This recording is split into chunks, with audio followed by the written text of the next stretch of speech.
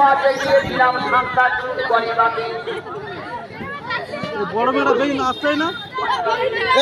এই তুই কম নাচ, তুই কম নাচ, তুই কম নাচ। মাছ আছে ওই মাছটার একটা পিঠে লেখা আছে আল্লাহ আর অপর পিঠে লেখা আছে মুহাম্মদ রাসূলুল্লাহ সাল্লাল্লাহু আলাইহি ওয়াসাল্লাম। আপনি বলুন